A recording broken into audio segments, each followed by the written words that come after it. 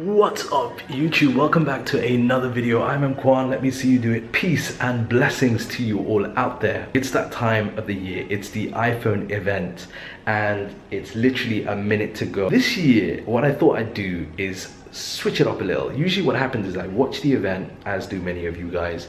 I wait 24 hours and then I upload my reaction video, my thoughts on the announcements and what happened at the event. This year, I figured I would do a in the moment reaction kind of video. And yeah, we've still got a minute or so, not long to go. And then we'll see exactly what is gonna take place with this so-called new iPhone, whether it's gonna be the iPhone 7 Plus, Pro, whatever they're gonna name it or call it. This should be really interesting. Is this true? I've read that the security on the new iPhone is going to be the best of its kind. Absolutely. Right, while this ad is going on, whatever it is, interesting, he mentioned the thing about the leak. One of the things that I've noticed is that since Tim Cook has come into power, taken over the head of Apple, we're getting a lot more controlled leaks. Now we've had I think this is going to be the second year where just before the event we start to see leaks. So it'll be interesting if the leaks that we've recently seen in the last few weeks turn out to be true, because if they are, my theory stands. These are controlled leaks from Apple essentially. So they added a third person, Pharrell. How odd. Check this out on my Twitter. Apple seems to have made a slip. Pre-order now. iPhone 7, the best iPhone ever in every way that matters. How interesting. Look at the image. And look when it was posted up, 8:58. Wow, check this out, 9:08.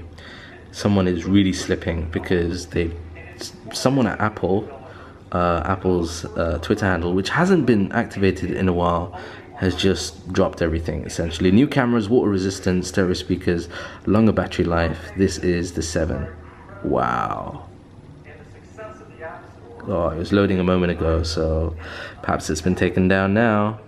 So, starting talking about new products, and Apple Watch got a lot of applause before before any announcement. So let's see what's new. Before we start going into what's new, you know, a lot of you asked me what I think about the Apple Watch.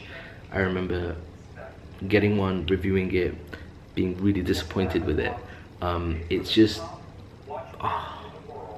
oh, interesting. We're going to use some statistics about how Apple Watch has taken over the entire worldwide watch sales. Just under Rolex. I would have thought it would be more than Rolex. That's very interesting. Wow. I actually expected Apple Watch to be higher. WatchOS 3 was previewed back in June, and one of the good things about WatchOS was just how fast it appeared to be. So there's no doubt they're probably gonna upgrade the internals. Here's the next generation. Interesting. It's not a headgear now, but it's gonna be a waterproof Apple Watch. Interesting. It looks like this. It's exactly the same hardware. Let's see what is up with the internals. So that's the first thing. The Apple Watch 2 is swim proof, and you know what? To be honest, I think that's a good thing, because that's one of the things. I use a Fitbit Ultra. I don't know if you can see it. I wish this thing would be, you know, swim proof, I guess. So it's water resistant, 50 meters. It's pretty good. Very impressive, actually. It's pretty impressive. The speaker inside the Apple Watch, they've just re-engineered so that it fills up with water and then the speaker will push the water out. That's impressive. Check the testing they're doing on the Apple Watches. That's impressive.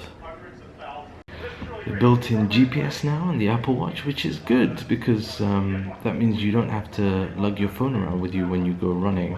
Interesting. Apple Watch series priced at about $369, which I'm not sure if that's gone up in price or gone down, but I think it might be around about the same price. I wonder what they'll do to Series 1. Oh, here we go. Oh, there we go. Just lowered the price, 269. It's not bad. It's not bad. Woo! Been waiting for this, man. Come on. Come on. I am not going to miss this. Recently, it's been playing up hard. And that's because of the recent update. So I think I need a new iPhone. So as per usual, get the software out the way at the beginning. iOS 10. We've seen this already again in June. Quite a lot of changes in terms of like the appearance and things, which is good. I think there are 1 or 2 key functionality changes which really impressed me as well. But it's the hardware. It's the hardware that I'm interested in now. There we go, guys. There is the iPhone 7. And it seems like the leaks were correct, because this is the, from the image, it appears to be the black piano color, and the design with the dual camera lens. I'm listening to Johnny Ive again. Not gonna lie, that black piano looks beautiful. Wow, that looks really nice. First impressions, I love the black. I love the gloss black. Yeah, that's really nice. Now it's very interesting that actually a lot of the leaks don't seem to add up to this image. It's only been in the last 2 or 3 days that we've seen that kind of gloss. Well, I've seen that kind of gloss effect, so interesting. 10 major features apparently.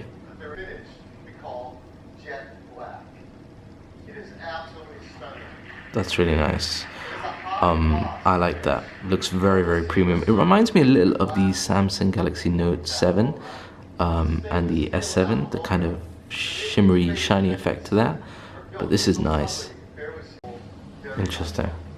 So this is like the matte black. And they've got gold, silver. What have you done to the home button? So no more physical button in the way that the iPhone 6, 6S Plus and all the other previous iPhones are. This is basically the same kind of taptic feedback that you get on the MacBook Pro, which is good, which is actually better, because it means that it's less likely to get jammed or broken. Essentially, it's not a physical button, so that's good. I'm impressed. There we go, guys. Apple has finally joined the ranks of Samsung and others. It's now a waterproof, dustproof smartphone, which is good. So we've got optical image stabilization in all of the models. Wow, that's interesting. f1.8 aperture. That means overall better quality images. I'm impressed with the camera. So far they've been talking about the iPhone 7, but the images they showed us for appear to be for the Pro or the Plus. And it's interesting, it seems the leaks were correct. We had 2 versions, one for the 7 and one which is going to be the dual camera system for the 7 Plus Pro, or whatever it's going to be called. Finally, they've updated the front-facing camera, 7 megapixels. So I can take better selfies now. So this is the camera for the iPhone 7 Plus, 2 12 megapixel cameras. They've just mentioned that they can get depth of field with the 2 linear cameras.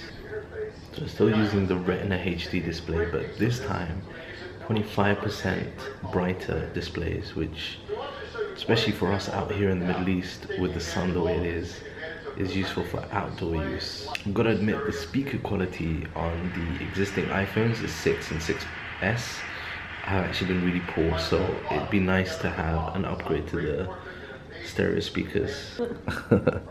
Yeah, those leaks were true. No headphone jack.